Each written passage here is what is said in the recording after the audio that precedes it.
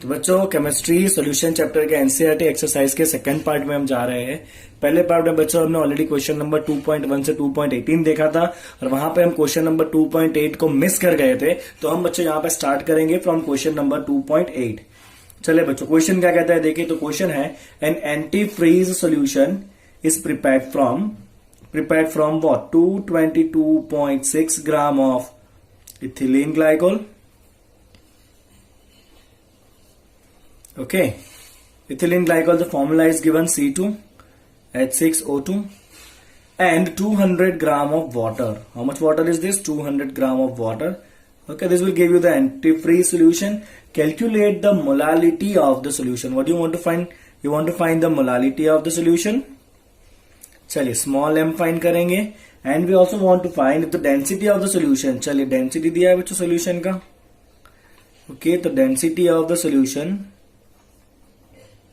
is 1.072 gram per ml. Then what shall be the molarity of the solution? तो आपको molarity भी निकालना है बच्चों। तो हमने क्वेश्चन जो है वो फॉर्मुलेट कर लिया, जितना डेटा है वो सारा निकाल लिया है हमने उसमें से। चलिए बच्चों सॉल्व करते हैं। सबसे पहले आप सॉल्यूट और सॉल्वेंट को अलग कर दीजिए। सॉल्यूट का नोटेशन क्या होता है बच्चों 2, सॉल्वेंट का नोटेशन क्या होता है बच्चों 1। चलिए सॉल्यूट कौन है आपका इथिलीन ग्लाइकोल है। ये वाटर जो है वो ऑलवेज क्या होता है बच्चों आपका सॉल्वेंट ही होता है। ओके चलिए wait of solute W of 2 कितना दिया है बच्चों 222.6 ग्राम दिया है। Okay wait of solvent that is W of 1 कितना दिया है बच्चों वाटर का वेट 200 ग्राम दिया है। चलिए वाटर का मोलर मास कितना होता है बच्चों 18 ग्राम पर mole. Right on the other hand यहाँ पे इथिलीन ग्लाइकोल का मोलर मास निकालिए। Molar mass of ethylene glycol that is solute M2 is equal to चलिए क्या है बच्चों C2 है, H6 करना है, O2 करना है। चलिए 2 कार्बन मतलब 24, 6 हाइड्रोजन मतलब 6 और 2 ऑक्सीजन मतलब 16 2 जा 32। चलिए बच्चों प्लस करिए कितना होगा आपका 62 हो जाएगा मोलर मास। ओके चलिए बच्चों इतना आ गया आपका। इतना आपने डेटा सेपरेट कर लिया, दैट इज वेरी इंपॉर्टेंट। चलिए एक बार बच्चों आप ये डेटा सेपरेट कर लोगे, अब आपको क्या करना है आपको मोलालिटी का फॉर्मूला अप्लाई कर देना है बच्चों।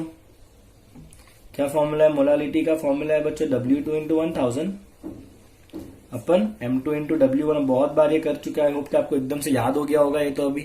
चलिए बच्चों M2 की W2 कितना है आपका 222.6 इंटू 1000 डिवाइड बाय M2 कितना है molar mass 62 into W1 water का ग्राम कितना है बच्चों 200। चलिए आप इसको जैसे ही सॉल्व करोगे बच्चों आपका मोलालिटी आ जाना है 7.95। कितना जाएगा बच्चों मोलालिटी 7.95 आ जाएगा, that is your small m molality. चलिए बच्चों एक आंसर मिला। अब इसको मोलारिटी में भी कन्वर्ट करना है, डेंसिटी यूज करेंगे बच्चों हम। तो हम क्या लिखते हैं जब भी डेंसिटी दिया होता है तो हम कॉमन ही काम करते हैं। Density of solution D is equal to total weight that is W1 plus W2 divide by volume of solution. Yes और नो?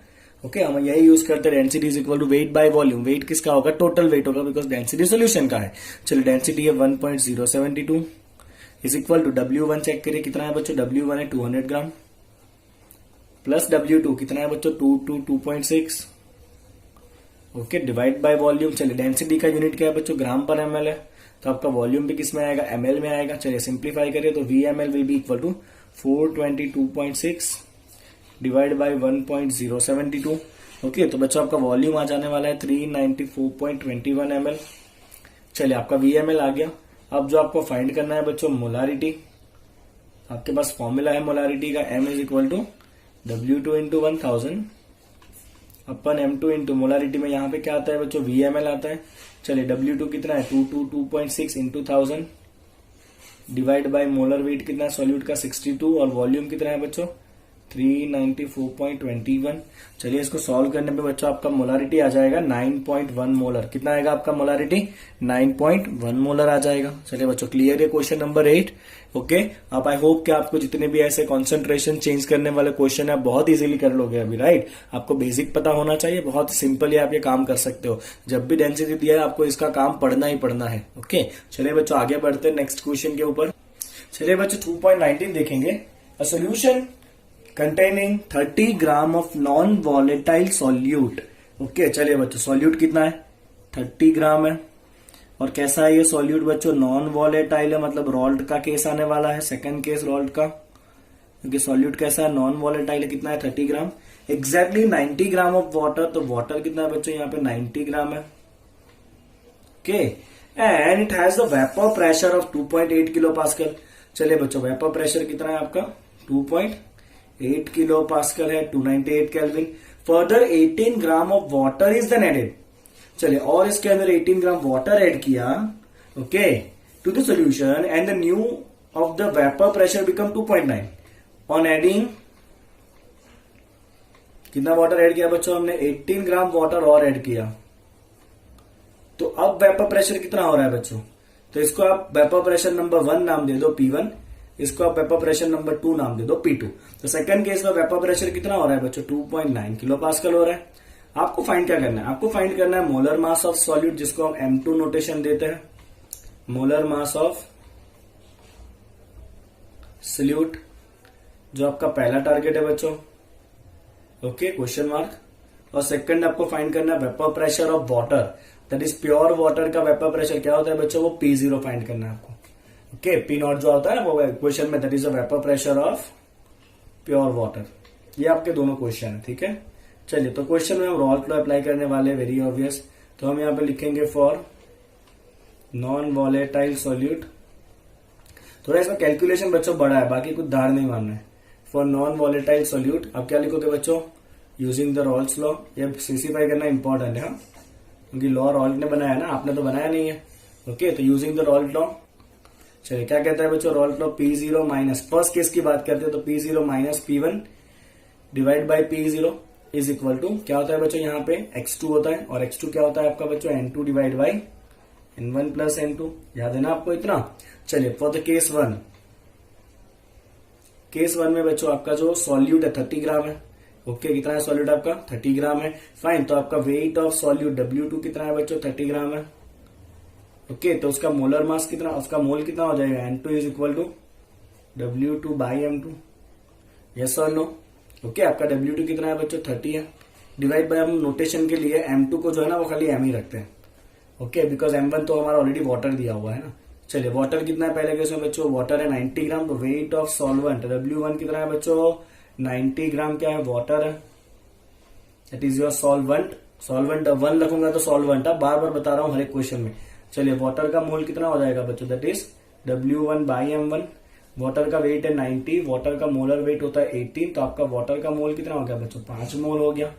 ठीक है, और पहले केस में आपको प्रेशर P1 कितना दिया है बच्चों, 2.8 किलो पास्कल दिया है। मैं सारी चीजों को यहां पे डाल दूं तो क्या मिलेगा, देखिए। चलिए, P0 माइनस P1 कितना है बच्चों, 2.8 डिवाइड बाई P0 जो अननोन है, ठीक है, इज इक्वल टू, आपको देखना है ध्यान से कि इसको सिंप्लीफाई कैसे करना है, बहुत इंपॉर्टेंट है बच्चों, right. Is equal to N2, चलिए N2 कितना है आपका 30 by M divide by N1 plus N2, N1 कितना है 5 प्लस M2 कितना है बच्चों 30 बाई M है। इतना आपको समझ में आया बच्चों, क्लियर हुआ इतना आपको। ओके, अब आप इसको सिंप्लीफाई कैसे करोगे, वो बहुत मायने रखता है कि आपका आंसर कितना सही होने वाला है, कितना गलत होने वाला है। चलिए बच्चों, यहां पर डिनोमिनेटर सेपरेट करिए, तो P0 बाई P0 कितना होगा 1, माइनस यहाँ पे क्या होगा 2.8 by P0, P0 by P0 is 1 and minus 2.8 by P0। यहाँ पे आप बच्चों एलसीएम ले लो। चलिए, आप जैसे ही एलसीएम लोगे यहाँ पे, तो ये होगा 30 बाई M, यहाँ पे क्या हो जाए आपका 5M प्लस 30 होगा, और होल डिवाइड बाई M आएगा। एलसीएम लोगे तो ये MM कट हो जाएगा आपका, यस और नो। तो आपके पास क्या बच्चा बच्चों 1 minus 2.8 by P0 is equal to 30 divide by 5M plus 30। ठीक है, चलिए P0 वाला टर्म यहाँ पे लीजिए, 30 वाला टर्म को यहाँ पे लाए, तो ये हो जाएगा आपका 1 minus 30 divide by 5M plus 30 is equal to 2.8 by P0। Okay, चलिए बच्चों एलसीएम लीजिए, तो ये ऊपर आएगा तो यहाँ हो जाएगा 5M, ऊपर आके 30 कट हो जाएगा, तो ये हो गया आपका 5M divide by 5M plus 30 is equal to 2.8 by P0। चलिए बच्चों, इसको नाम दे दीजिए इक्वेशन नंबर 1। ओके, इतना आप इक्वेशन नंबर 1 चला दी। अब इक्वेशन, अब सेकंड केस में चलते हैं बच्चों, जो आपने ऐड किया ना। चलिए बच्चों, केस 2 में चलते हैं। तो हमने खाली क्या ऐड किया बच्चों, हमने 18 ग्राम वाटर ऐड किया और कुछ डाला नहीं है। सॉल्यूट तो इतना ही है, तो वेट ऑफ सॉल्यूट अभी भी कितना है बच्चों 30 ग्राम ही है। तो सॉल्यूट का मोल जो है वो अभी भी कितना रहना है आपका, given weight by molar weight ही रहना है, इसमें कोई चेंज नहीं आएगा सॉल्यूट में। ये कौन है बच्चों, सॉल्यूट है। ओके, और ये कौन है बच्चों, आपका सॉल्वेंट है, वाटर है ना। चलिए बच्चों, अभी वाटर आपने कितना ऐड किया, तो अब W1 कितना हो गया, ऑलरेडी 90 था, 90 ग्राम वाटर था, और आपने और कितना ऐड किया, 18 ग्राम और ऐड किया, तो वाटर कितना हो गया बच्चों आपको 108 ग्राम हो गया। तो वाटर का मोल कितना हो जाएगा बच्चों, वाटर का mass divide by molecular mass that is 18। तो वाटर का मोल आपका N1 कितना हो जाना है बच्चों, 6 मोल हो जाएगा, यस और नो।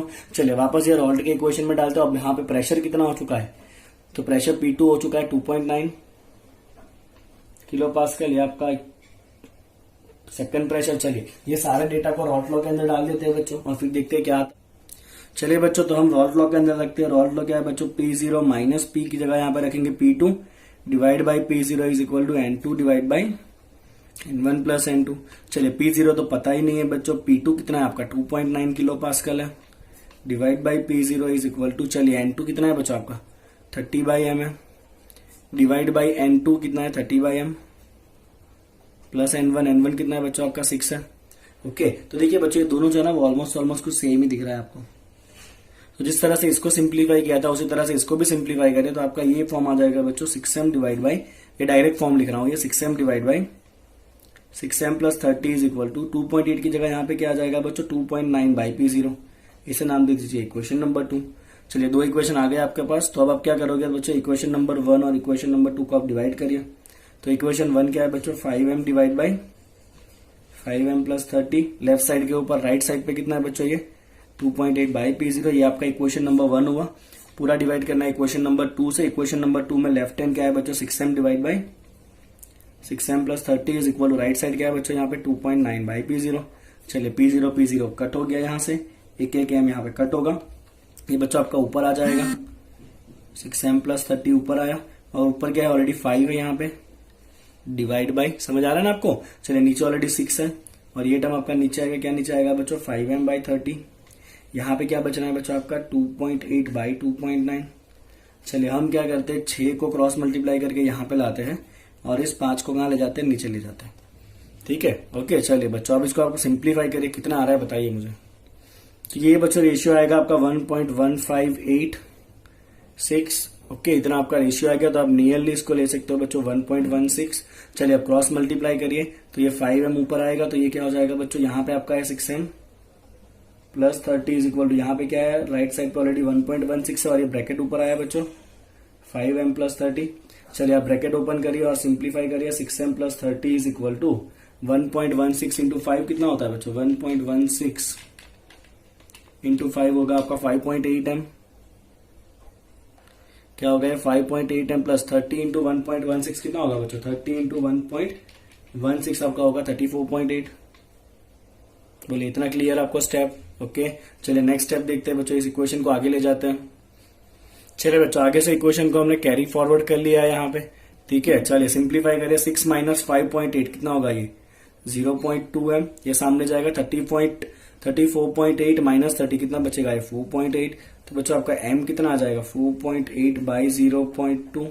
ओके कितना होगा ये बच्चों 24 होगा आपका, राइट। तो सॉल्यूट का जो मोलिकुलर मास है बच्चों वो कितना आना है आपका 24 ग्राम पर मोल आ गया, ठीक है। चलिए बच्चों इतना हो गया आपका 24 ग्राम पर मोल आ गया सॉल्यूट का मोलिकुलर मास। ओके चलिए तो एक आंसर हमें मिल गया, molar mass of solute is 24 ग्राम पर मोल। चलिए बच्चों 23 भी हो सकता है आपका, 25 भी आ सकता है, मतलब थोड़ा बहुत रेंज में जो है ना। ओके तो ये आपका थोड़ा बहुत वेरिएशन भी आ सकता है, इट कैन बी 23 टू 24 और 25 तक आपका आंसर वेरी हो सकता है, बिकॉज हमने आगे जो मैथमेटिक्स किया उसमें थोड़ा बहुत हमने 1-2 पॉइंट का अप्रोक्सीमेशन किया था, राइट। चलिए मोलर मास आ गया। अब आपने जो 2 इक्वेशन बनाए थे उसमें से इक्वेशन नंबर 1 क्या था बच्चों आपका, चलिए मैं इक्वेशन नंबर 1 यहाँ पे ला रहा हूँ वापस उठा के। तो बच्चों आपका इक्वेशन नंबर 1 था 5m divide by 5m plus 30 is equal to 5.8 by P0। चलिए उसमें m का वैल्यू डाल दीजिए 24, 5 into 24 divide by 5 into 24 plus 30 is equal to 5.8 by P0। चलिए बच्चों यहाँ से सिंप्लीफाई करके बताइए आपका P0 कितना आ रहा है। बच्चों आपका सिंप्लीफाई करने पे P0 आएगा, चलिए बच्चों इक्वेशन 1 में ना यहाँ पे आपका 2.8 होगा, है ना, मैंने 5.8 लिख दिया गलती से, यहाँ पे कितना होगा आपका 2.8 होगा। इक्वेशन 1 चेक करिए आप। ओके तो ये बच्चों आपका आंसर आ जाना है 150 डिवाइड बाई 120 इंटू 2.8, तो आपका आंसर आएगा बच्चों को 3.5 किलो पास्कल। तो प्योर वाटर का वेपर प्रेशर कितना होगा बच्चों 3.5 किलो पास्कल होगा। तो ये क्या है आपका vapour pressure of water alone, right, at 298 kelvin temperature. Clear बच्चों, आपको एक क्वेश्चन जो कराया वो समझ में आ गया? पूरा क्वेश्चन कैसे करना था? बड़ा क्वेश्चन डरना नहीं है, 2 बार ऑल्टो अप्लाई करना है, प्रॉपरली मैथमेटिक्स अप्लाई करना है, आंसर तो आना ही है। चलिए बच्चों अगला सवाल देखते हैं, क्वेश्चन नंबर 2.20। चलिए आपका क्वेश्चन है बच्चों, a 5% solution of cane sugar in water has a freezing point of 271 Kelvin। क्या पूछा है आपको? Calculate the freezing point of 5% solution of glucose in water if the freezing point of pure water is 273.15 kelvin. तो आपको 2 particular statement दिए बच्चों। पहला statement ये है 5% सोल्यूशन बाय मास, मतलब wait by wait solution of cane sugar, right, okay. उसका freezing point कितना है बच्चों? तो उसका फ्रीजिंग पॉइंट है, फ्रीजिंग पॉइंट मतलब टीएफ, तो उसका टीएफ है बच्चों 271 केल्विन। आपको क्या पूछा? आपको पूछा है calculate the freezing point of 5% glucose. अगर ये कैन शुगर की जगह पे 5% क्या है बच्चों? आपका ग्लूकोज है। 5% वेट बाय वेट अगर ग्लूकोज का सोल्यूशन है, ओके, इन वाटर, तो उसका फ्रीजिंग पॉइंट टीएफ जो है वो कितना होगा, राइट। तो पहले इस केस को हम केस नंबर 1 नाम दे देते, इसको हम केस नंबर 2 नाम दे देते। ये केस है, क्वेश्चन नंबर नहीं है। तो ये है फ्रीजिंग पॉइंट ऑफ केस 1, ये है फ्रीजिंग पॉइंट ऑफ केस 2 जो हमें फाइंड करना है। And we are also given freezing point of pure water, उसे हम क्या लिखते हैं बच्चों? T0F। प्योर वाटर का फ्रीजिंग पॉइंट T0F कितना है? 273.15 केल्विन है। यस और नो? ओके, चलिए बच्चों आगे बढ़ते हैं। चलिए बच्चों, तो फ्रीजिंग पॉइंट का आपका क्वेश्चन है, तो सबसे पहले केस 1 को ले लेते हैं बच्चों। फ्रीजिंग पॉइंट में आपको पता ही है कि इक्वेशन बनता है आपका delta TF is equal to KF into molality. Okay, आपकी इस क्वेश्चन के अंदर KF मिसिंग है। ओके, तो हम देखिए किस तरह से इस क्वेश्चन में प्रोसीड करेंगे। तो आपका TF क्या होता है बच्चों? फ्रीजिंग पॉइंट घटता है ना, तो यहाँ पे होता है T0F माइनस TF, क्योंकि ये पहले केस क्या है तो यहाँ पे 1 लिख देते हैं। चलिए KF इंटू मोलालिटी, मोलालिटी क्या होता है बच्चों? W2 into 1000 upon M2 into W1। हाँ क्या ना? अब आपको डायरेक्ट डेटा नहीं दिया है, आपको 5% wait by wait cane sugar दिया है। बिल्कुल नहीं डरना है बच्चों, उसको क्रैक कर लेते हैं। 5% wait by wait cane sugar, अभी तो ये अपने बस चुटकी बजाने का काम है ना, बहुत बार कर चुके हैं। इसका मतलब क्या है बच्चों? 5 gram of sugar, cane sugar मतलब नॉर्मल शुगर, तो 5 gram of sugar in 100 gram solution, है कि नहीं? परसेंटेज में है ना। अगर 100 ग्राम सोल्यूशन है बच्चों, तो वाटर कितना होगा? 100 माइनस 5 होगा water, that is 95 gram of water, है कि नहीं? बोले इतना डेटा मिला, 5 gram sugar in 95 gram of water. चले शुगर क्या है? सॉल्यूट, तो ये क्या आपका वेट ऑफ सॉल्यूट है। Solute is noted by symbol to W2। चलिए वाटर कितना 95 ग्राम है, तो ये क्या है? Weight of water, water is solvent, that is W1। चलिए शुगर का मोलर वेट बताइए बच्चों। Sugar is what? C12H22O11, है ना। तो शुगर का मोलर मास आप प्लस करोगे तो कितना आना है बच्चों? 342 आएगा ग्राम पर मोल। चलिए तीनों डेटा मिल गए, W2 M2 W1। चलिए रख देते हैं, सिंप्लीफाई करते हैं आगे। ओके, चलिए बच्चों डेटा डाल देते हैं इसके अंदर। T0F कितना है? प्योर वाटर का T0F है 273.15, तो 273.15। चलिए माइनस TF1, TF1 पहले सोल्यूशन का फ्रीजिंग पॉइंट कितना है? 271 इज इक्वल टू KF तो पता ही नहीं है, इंटू मोलालिटी, मोलालिटी कितना होगा बच्चों? W2 कितना है? 5 ग्राम इंटू 1000 अपन M2 कितना है? उसका मोलिकुलर मास आपका सॉल्यूट का 342, और बच्चों वाटर कितना है? 95 ग्राम है। यस और नो? चलिए इसको थोड़ा सिंप्लीफाई कर लीजिए, लेट्स सी क्या आता है आपका। चलिए बच्चों सिंप्लीफाई करेंगे तो ये होगा 2.15, ये आएगा 0.15389। ओके, आप उसको अप्रोक्स करके लिख सकते हो 0.154। ये हो गया आपका इक्वेशन नंबर 1। अब बच्चों केस 2 में चले जाते हैं। चलिए तो केस 2 में आपका सोल्यूशन क्या है? 5% वेट बाय वेट ग्लूकोज। चलिए अब इसको खुद क्रैक करिए आप, W2 W1 निकाल के दिखाइए। चलिए बहुत बढ़िया, इसका मतलब क्या हो जाएगा? 5 gram of glucose in 100 gram solution. तो वाटर कितना होगा बच्चों? यहाँ भी 100 minus 5, that is 95 gram of water. समझ रहे हो ना आप? तो यहाँ पे भी आपका W2 कितना है बच्चों? 5 ग्राम है। ग्लूकोज का फॉर्मूला क्या होता है बच्चों? तो ग्लूकोज का मोलर वेट M2 होगा C6H12O6, आपको याद ही होगा कितना होता है ग्लूकोज का? 180 ग्राम पर मोल होता है। ठीक है, चलिए और यहाँ पे वेट ऑफ सॉल्वेंट वाटर कितना है बच्चों? 95 ग्राम है। फाइन, तो वापस ऐसे डेटा के अंदर क्वेश्चन में वैल्यू डाल देते हैं। ओके, तो अब सेकंड केस के लिए आप लिखोगे बच्चों T0F minus TF2 is equal to KF into molality. Molality की जगह आप क्या लिखोगे बच्चों? W2 into 1000 upon M2 into W1। Yes और नो? इतना क्लियर बच्चों आपको। चलिए बच्चों के एफ चेंज नहीं होना, बिकॉज के एफ तो जो है वो वाटर का ही होता है, दोनों केस में सॉल्वेंट तो वाटर ही है, तो के एफ चेंज होने वाला नहीं है। के एफ जो है वो वाटर का है, सोल्यूशन का नहीं है। ठीक है, चलिए बच्चों आगे बढ़ाता हूँ क्विकली आपको मैं इसके ऊपर।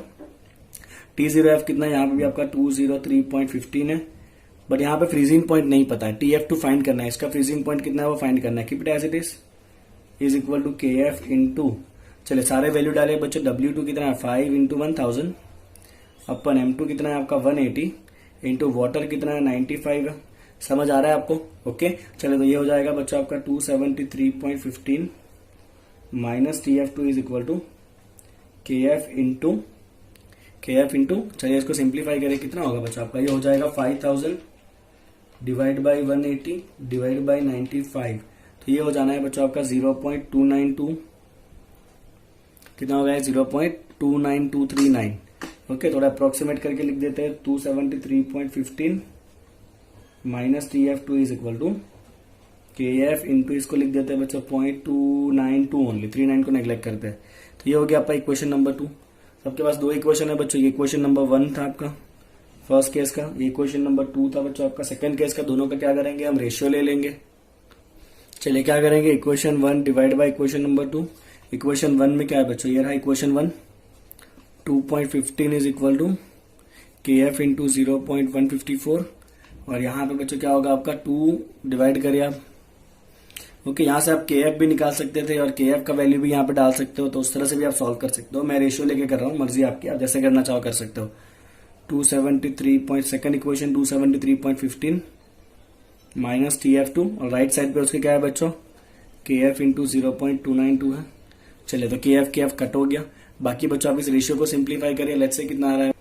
चलिए तो ये रेशियो आपका यहाँ पे आ जाएगा बच्चों 0.527, कितना आएगा 0.527 आएगा। चलिए बच्चों आपको क्रॉस मल्टीप्लाई करने का काम बाकी बचा है, तो ये होता हम ऊपर ले लीजिए 273.15 minus TF2 is equal to 2.15, इसको डिवाइड करिए नीचे, इसको डिवाइड करेंगे 0.527 को। चलिए कितना आ रहा है, 1 मिनट दीजिए मुझे बताता हूँ मैं आपको। ये हो जाएगा आपका 2.15 डिवाइड बाई 0.527।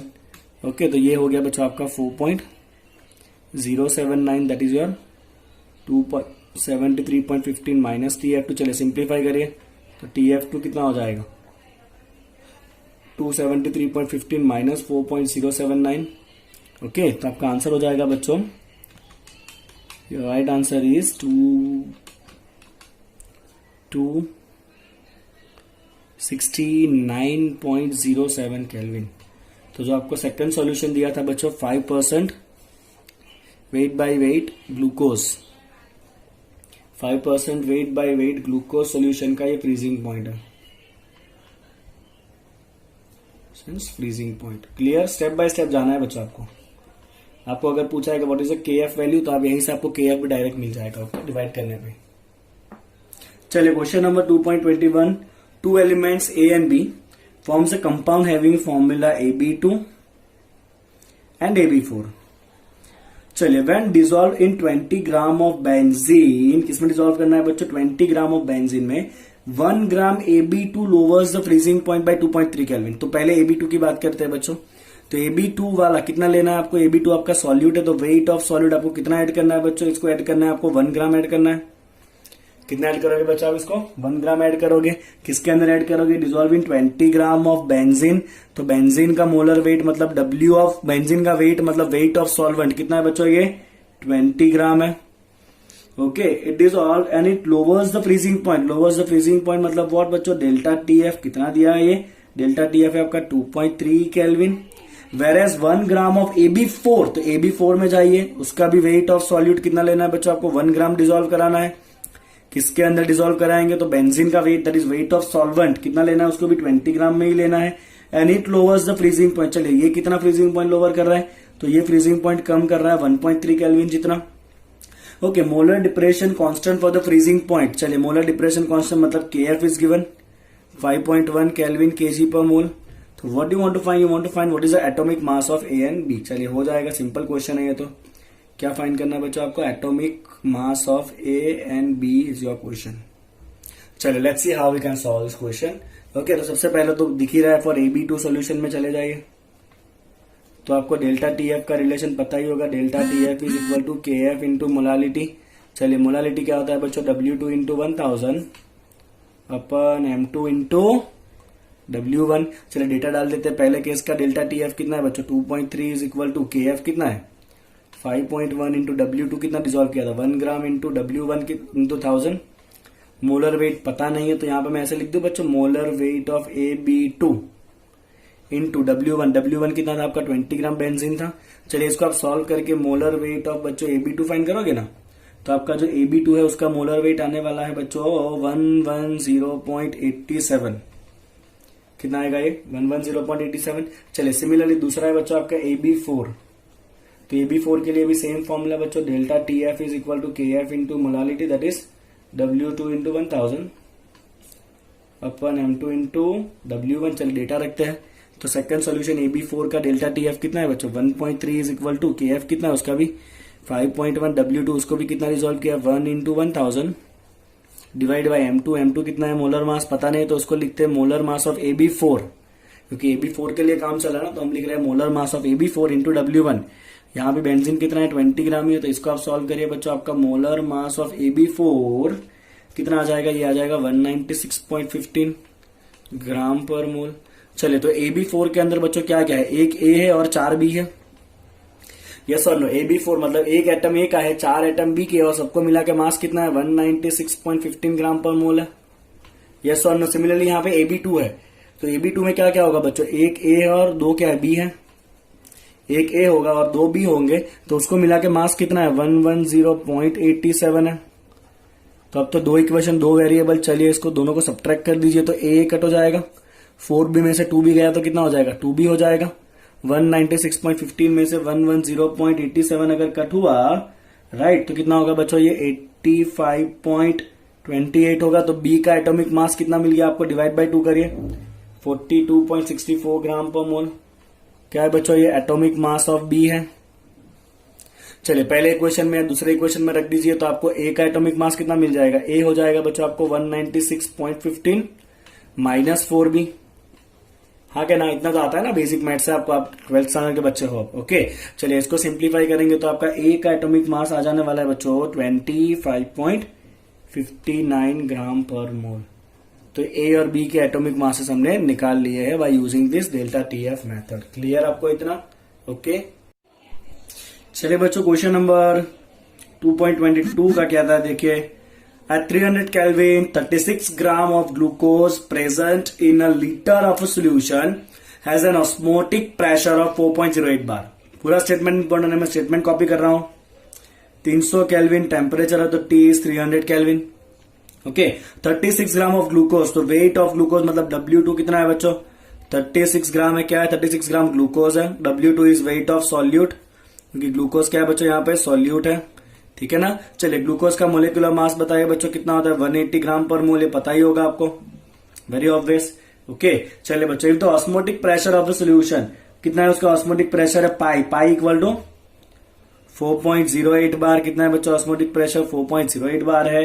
क्या पूछा गया है, if the osmotic pressure of the solution is 1.52 bar at the same temperature then what would be its concentration, तो कॉन्सेंट्रेशन कितना होगा। ओके तो ये आपका पहला केस है, मैं लिख दूंगा यहाँ पे ऑस्मोटिक प्रेशर पाई1। और अब क्या कहा है कि if osmotic pressure pi is equal to 1.52 bar, कितना है बच्चों ऑस्मोटिक प्रेशर 1.52 बार है, तो it's give it name as पाई2। ओके तो for that case what is the concentration C।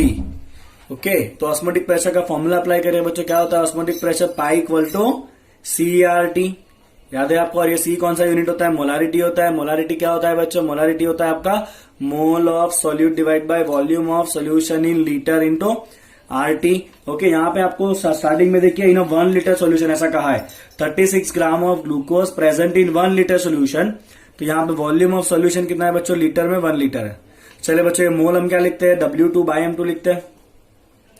Okay अब नेक्स्ट टाइम से मैं डायरेक्ट फॉर्मूला अप्लाई करूंगा W2 RT bye M2 into VL। चलिए पहले आपका पाई1 कितना है, पाई1 4.08 है। W2 कितना था उसका 36 ग्राम ग्लूकोज था। ग्लूकोज का मोलर वेट कितना है 180 इंटू R का वैल्यू रखना नहीं है, T भी नहीं रखना है हमें। ओके वॉल्यूम ऑफ सोल्यूशन कितना है लीटर में 1 है। तो ये कितना हो गया बच्चों आपका 4.08 इज इक्वल टू कितना होगा, ये 0.2 होगा। RT give it name as 1। चलिए पहले सॉल्यूशन के लिए हो गया। अब दूसरे सॉल्यूशन की बात करते हैं बच्चों, फॉर सेकंड सॉल्यूशन। उसका भी हमें पाई दिया हुआ है, ठीक है, दिया है कि नहीं दिया है, दिया है ना। तो सेकंड सॉल्यूशन के लिए हम क्या करेंगे बच्चों, फॉर सेकंड सॉल्यूशन हम यहां पे लिखेंगे कि उसका पाई कितना होगा, CRT जितना होगा।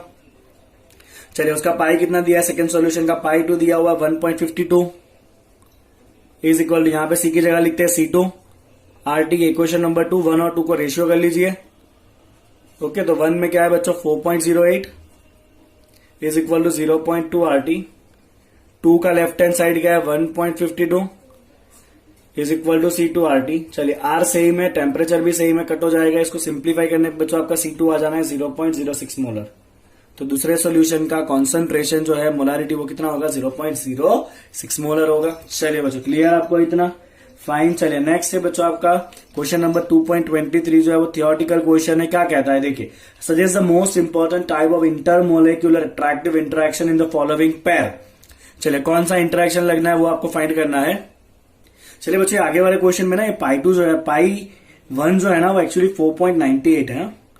कितना है ये 4.98 है, क्वेश्चन में थोड़ा सा मिस्टेक था बुक में। चलिए तो ये 4.98, अब आप सॉल्व करिए आपका 0.06 आ जाएगा, कंफर्म है ये। ओके चलिए बच्चों, अब ये जो क्वेश्चन था 23, इंटरमोलेकुलर फोर्स बताना है। सजेस्ट द इंटरमोलेकुलर फोर्सेस, जो सबसे ज्यादा इंपॉर्टेंट है for the given pair. Suggest inter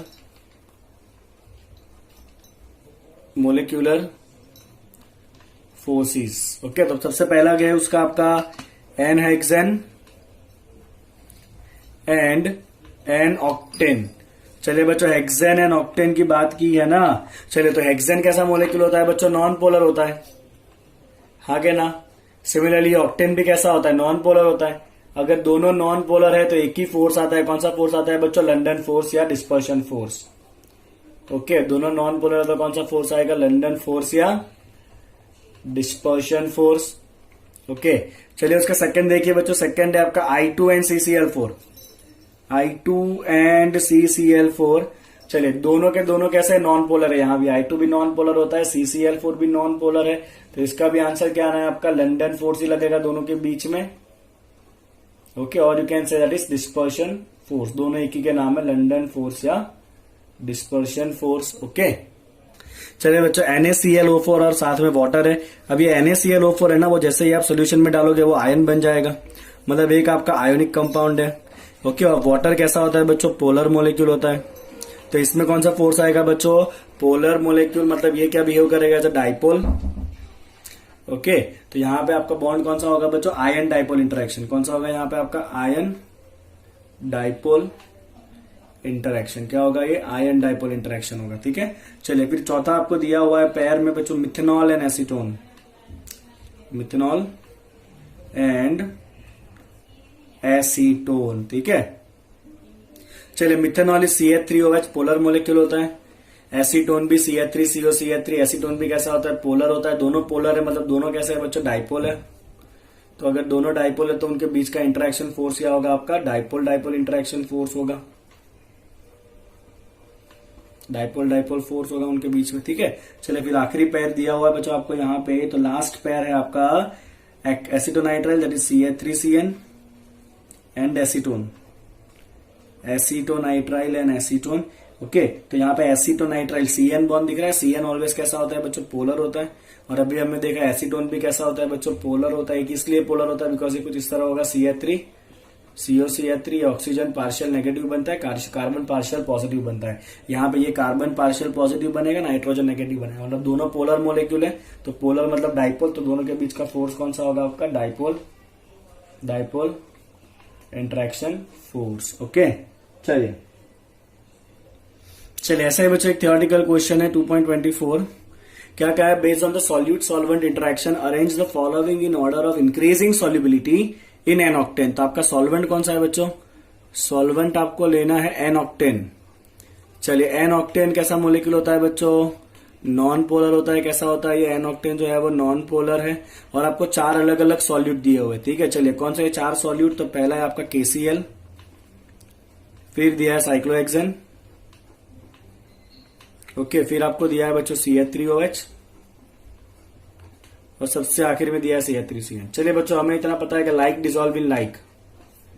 like किस में डिजोल्व होता है? लाइक में डिजोल्व होता है। तो अगर सॉल्वेंट नॉन पोलर है तो उसमें सबसे ज्यादा कौन डिजोल्व होगा? नॉन पोलर डिजोल्व होगा। चलिए, तो सबसे ज्यादा नॉन पोलर कौन होगा? साइक्लोहेक्सेन होगा। उसका ही भाई दिख रहा है देखने में, नॉन पोलर। तो सबसे ज्यादा सॉल्युबिलिटी किसकी आएगी बच्चों? 2 इज मैक्सिमम।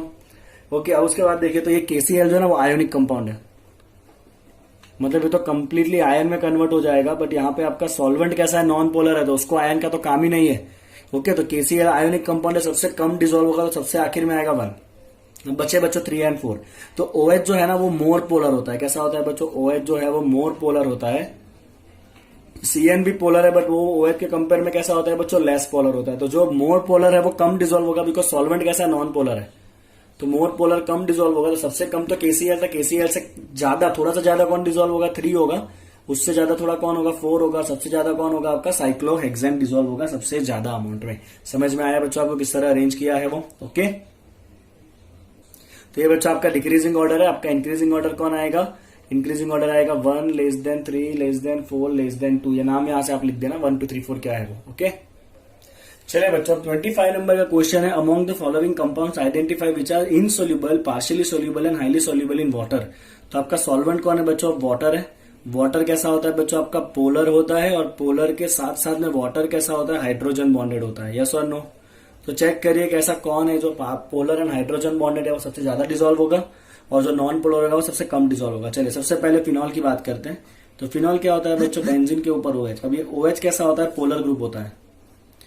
बट ये जो एरोमेटिक है ना, ये एरोमेटिक ग्रुप कैसा होता है बच्चों? आपका सॉल्युबिलिटी कम करता है, क्योंकि ये कार्बन का ग्रुप है, वो वाटर में डिसॉल्व होगा नहीं। तो ये जो है वो सॉल्युबिलिटी कम करेगा, बट ऊपर जो OH है वो क्या करेगा बच्चों? सॉल्युबिलिटी बढ़ाने की ट्राई करेगा। तो अल्टीमेटली ये फिनॉल कैसा होगा बच्चों?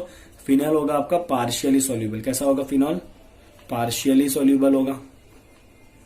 ओके, चलिए बच्चों, टोल्यूइन की बात करते हैं। टोल्यूइन तो क्या है? बेंजीन के ऊपर CH3 है, पूरे का पूरा ही नॉन पोलर है ये तो।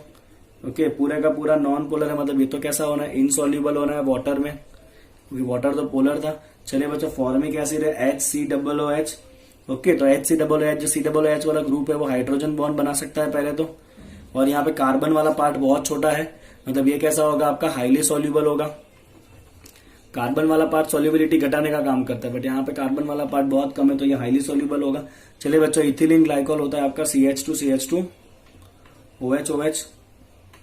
ओके, तो ये दो OH है, दोनों क्या करेंगे बच्चों? हाइड्रोजन बॉन्ड बनाने के कैपेबल है दोनों के दोनों। ओके, तो अगर हाइड्रोजन बॉन्ड बनाने के कैपेबल है तो ये भी कैसा होगा? हाईली सॉल्युबल, बिकॉज वाटर भी तो हाइड्रोजन बॉन्ड बनाता है। समझ में आ रहा है आपको बच्चों?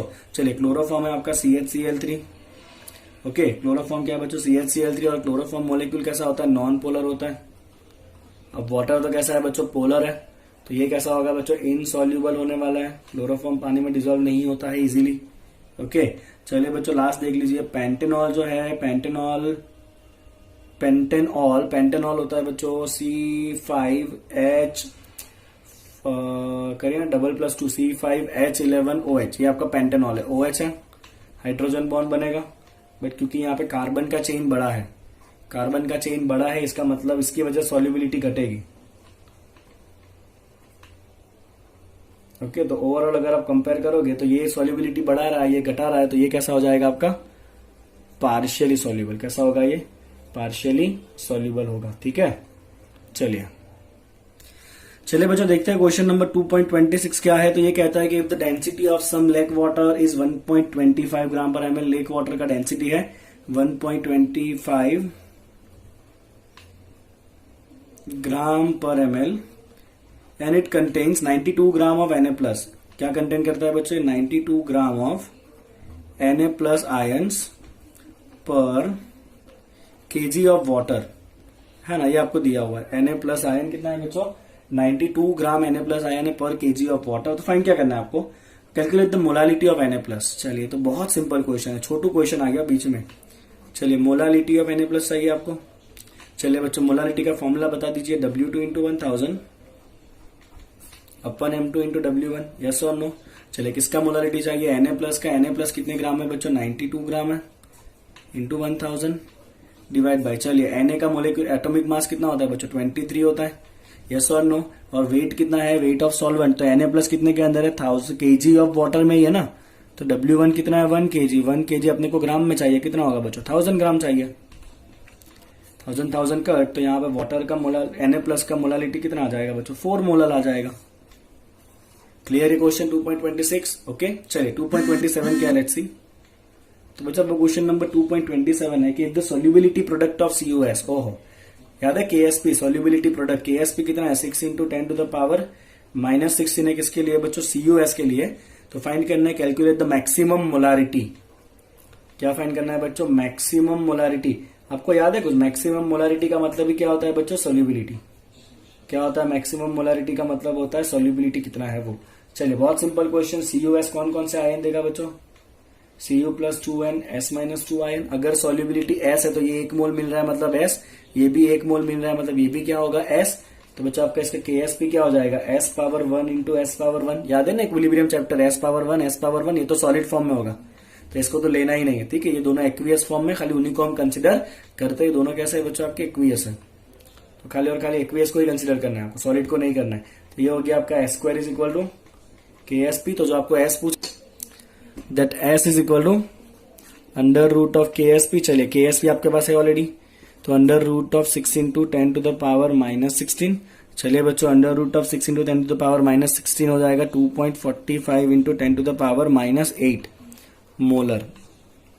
ओके तो ये आ गया आपका मैक्सिमम मोलारिटी। आपको ये भी पूछ सकते हैं कितना वेट डिसॉल्व होगा in given quantity of water, तो आप यहाँ पे मोलारिटी का फॉर्मूला लगा दीजिए तो आपको ये भी मिल जाएगा कितना वेट डिसॉल्व हो रहा है, ठीक है। चलिए बच्चों 28 calculate the mass percent of aspirin in acetonitrile when 6.5 gram of CHO is dissolve in 450 gram of the CH3CN। चलिए तो बहुत सिंपल सा एक क्वेश्चन है, सारे सिंपल क्वेश्चन आ गए हैं। हमें क्या दिया है बच्चों 6.5 ग्राम ऑफ एस्पिरिन किसमें डिसॉल्व हो रहा है, एस्पिरिन डिसॉल्व हो रहा है बच्चों इन 450 ग्राम ऑफ CH3CN। चलिए किसका मास परसेंट बताना है बच्चों एस्पिरिन का, तो हम यहाँ पे क्या करेंगे बच्चों percentage weight by weight of aspirin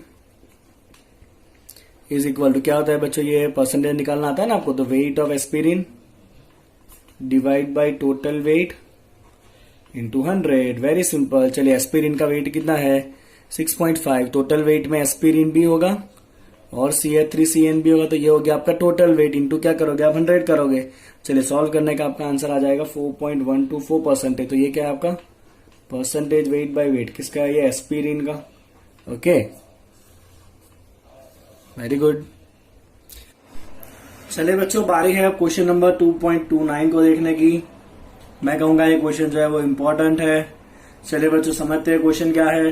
तो क्वेश्चन में कहा है कि नैलोरफिन, फॉर्मूला दिया है नैलोरफिन का, तो नैलोरफिन का फॉर्मूला क्या है बच्चों C19H21NO3।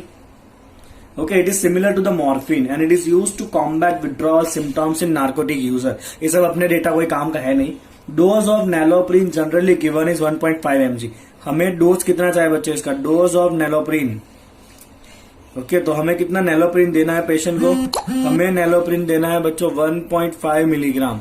कितना देना है बच्चों नैलोप्रिन 1.5 मिलीग्राम नैलोप्रिन देना है। ओके अब क्या कहा है बच्चों देखिए आगे, fine calculate the mass of 1.5 × 10⁻³ molar aqueous solution required for the above dose. तो हमें बच्चों नैलोप्रिन जो प्योर फॉर्म में मिलने वाला नहीं है, नैलोप्रिन का एक सोल्यूशन दिया हुआ है और जो भी सोल्यूशन है बच्चों नैलोप्रिन का उसका दिया हुआ है मोलालिटी। कितना दिया है बच्चों मोलालिटी 1.5 × 10⁻³ मोलर। ओके तो उसका टोटल डोज आपको उसका कितना आपको मास लेना पड़ेगा ताकि उतने मास के अंदर ये सॉल्यूशन का कितना मास लोगे ताकि उसके अंदर इतना नैलोप्रिन हो जाए। तो आपका जो नैलोप्रिन है बच्चों वो क्या है सॉल्यूट है, ठीक है। तो मास ऑफ सॉल्यूट, आपको मास ऑफ सॉल्यूट मतलब W2, आपको W2 कंपलसरी कितना देना है 1.5 मिली मतलब 10⁻³ ग्राम। इतना आपको कंपलसरी नैलोप्रिन देना ही देना है। और आपके पास सोल्यूशन का मोलालिटी है, आपको मास ऑफ क्या फाइंड करना है, मास ऑफ सोल्यूशन फाइंड करना है। चलिए बच्चों मास ऑफ सोल्यूशन क्या होता है, मास ऑफ सोल्यूशन का मतलब है W1 + W2 सॉल्यूट सॉल्वेंट को मिला के टोटल मास आप कितना दोगे ताकि उस सॉल्यूशन में इतना ये जो है ना नैलोरफिन वो आ जाए, ठीक है। चलिए बच्चों क्या करेंगे हम, तो मोलालिटी दिया है हमें, बोले दिया है कि नहीं दिया है, मोलालिटी ऑब्वियसली दिया हुआ है। तो मोलालिटी का फॉर्मूला अप्लाई करें बच्चों, मोलालिटी स्मॉल m क्या होता है W2 × 1000 upon M2 × W1। Yes और नो, ये फॉर्मूला है मोलालिटी का, नीचे W1 आता है, ध्यान रखना कोई गलती नहीं होनी चाहिए यहाँ पे, ठीक है। चलिए बच्चों आगे बढ़ते हैं। यहाँ पे मोलालिटी हमारे पास है ऑलरेडी, कितना है सोल्यूशन का मोलालिटी है, ये क्या किस फॉर्म में बचे, मोलालिटी है आपका, राइट। कितना है 1.5 इंटू 10 to the power -3 is equal W2, अपने को कितना नीलोफ्रिन मतलब सॉल्यूट देना है, 1.5 इंटू 10 पावर -3 देना है, इंटू 1000 डिवाइड बाय, चलिए नेलोफ्रिन का मोलर मास आप यहाँ पे अलग से निकाल दीजिए बच्चों। तो नेलोफ्रिन का फॉर्मूला है C19 H21 NO3। चलिए आप सबके एटॉमिक मास को प्लस करिए, तो बच्चों आपका मोलर मास आएगा 311 ग्राम पर मोल, आपको ये आना ही चाहिए, राइट। ओके, तो ये मोलर मास कितना है बच्चों, 311 इंटू W1। चलिए आप जैसे ही सॉल्व करोगे बच्चों आपका W1 कितना आ रहा है बताइए, तो W1 आएगा 3.215 ग्राम।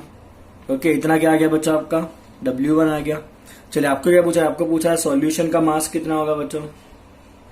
तो सॉल्यूशन के अंदर दोनों चीजें होता है, solute and solvent, that is W1 plus W2।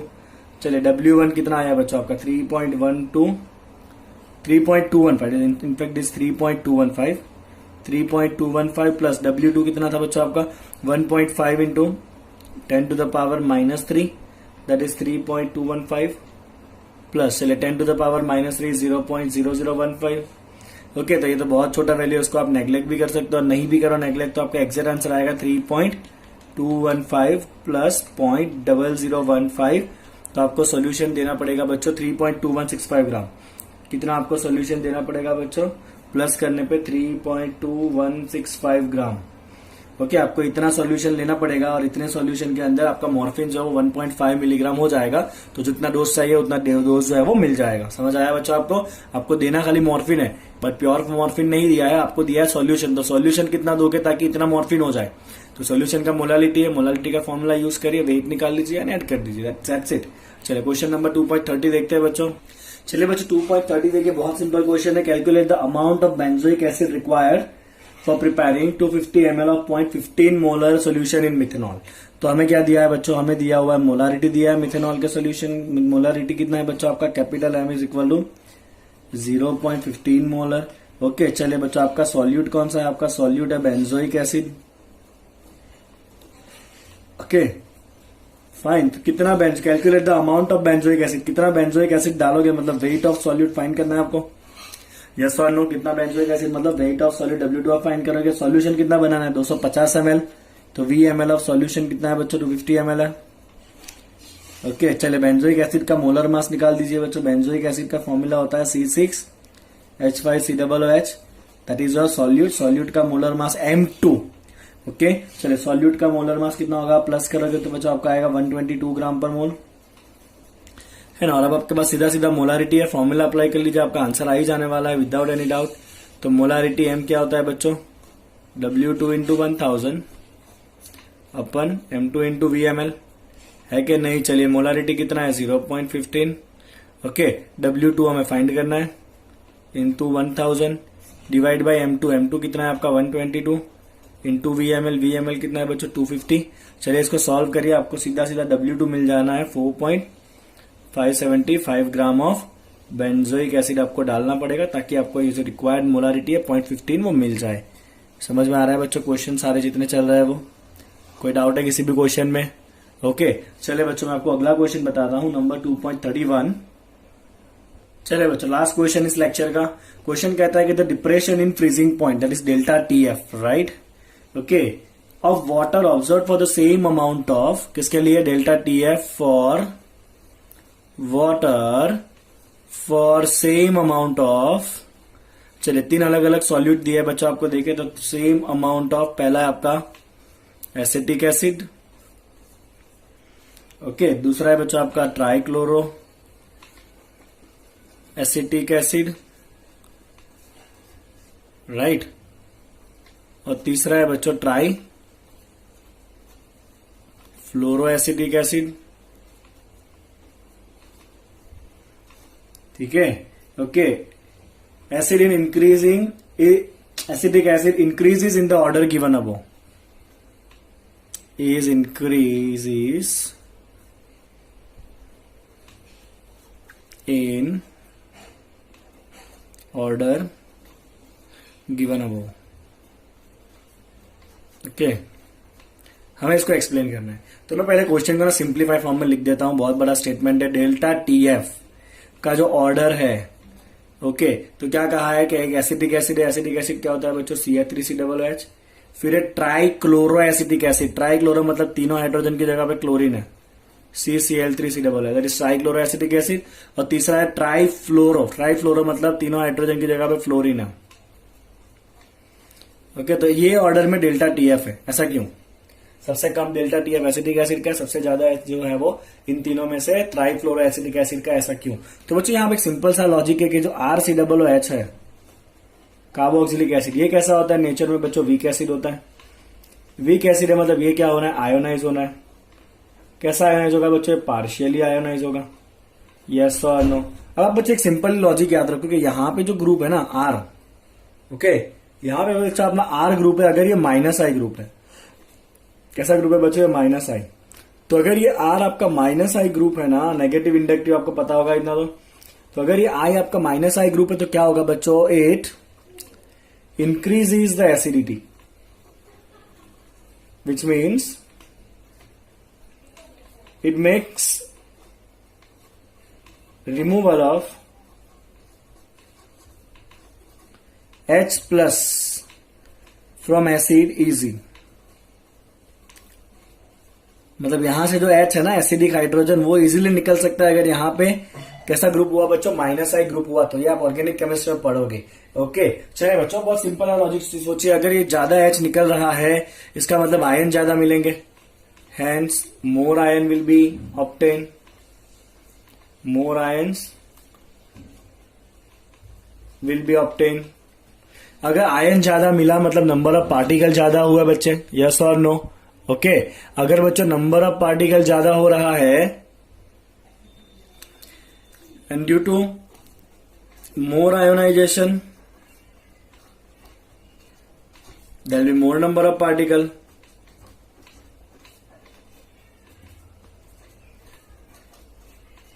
और हमें पता है बच्चों के डेल्टा टीएफ कैसा प्रॉपर्टी है? कॉलिगेटिव प्रॉपर्टी है। और कॉलिगेटिव प्रॉपर्टी खाली किस पे डिपेंड करता है? नंबर ऑफ पार्टिकल पे डिपेंड करता है। डेल्टा टीएफ कैसा है बच्चों? कॉलिगेटिव प्रॉपर्टी है। ओके, तो अब सवाल ये है कि यहाँ पे आपके पास 3 एसिड है। एक में आपके पास तीनों के तीनों हाइड्रोजन है, CH3COOH है। दूसरे में बच्चों आपके पास 3 क्लोरीन है, CCl3COOH है। तीसरे में क्या है? 3 फ्लोरीन है। और साथ में क्या है? CH है। तो अब यहाँ पे बच्चों एक हाइड्रोजन है, यहाँ पे क्लोरीन है, यहाँ पे फ्लोरीन है। चलिए, -I ऑर्डर किसका सबसे ज्यादा होता है? तो हमें पता ही है कि फ्लोरीन कैसा होता है बच्चों? स्ट्रॉन्गेस्ट -I ग्रुप होता है। -I सबसे ज्यादा कौन होता है बच्चों? फ्लोरीन जो है वो कैसा होगा? स्ट्रॉन्गेस्ट -I ग्रुप होगा। और अगर ये आपका स्ट्रॉन्गेस्ट -I ग्रुप है मतलब ये जो आपका CF3COOH है, ये कैसा होगा? सबसे ज्यादा आयोनाइज होगा, because it is maximum acidic. समझ रहे हो बच्चों? मैक्सिमम एसिडिक है मतलब ये क्या होगा? यहाँ पे आपको आयन कैसा मिलना है बच्चों? मैक्सिमम आयन मिलना है। अगर मैक्सिमम आयन मिलेगा मतलब पार्टिकल मैक्सिमम हुए, तो इसके लिए डेल्टा टीएफ कैसा होगा? मैक्सिमम। यहाँ पे अगर इसकी बात करेंगे तो हाइड्रोजन कैसा है बच्चों? सबसे -I ग्रुप किसका? हाइड्रोजन का -I ग्रुप इफेक्ट कैसा है बच्चों? सबसे कम है। तो उसका एसिडिटी भी कैसा होगा? मिनिमम होगा, बिकॉज हाइड्रोजन इजीली निकल नहीं पाएगा, ये वाला हाइड्रोजन।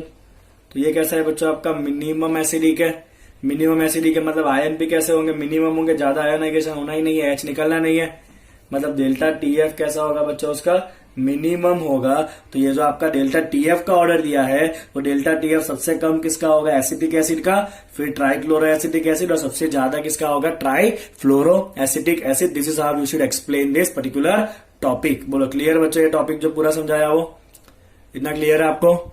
चलिए बच्चों, तो यहाँ पे अपने एक्सरसाइज का सेकंड पार्ट खत्म करते हैं। अभी थर्ड पार्ट में क्वालिटेटिव प्रॉपर्टी के रिलेटेड हमें न्यूमेरिकल सॉल्व करने हैं। बहुत जल्दी वो पार्ट में अपलोड करूंगा। Before that, like the video, subscribe the channel and share with your friends. Thank you so much.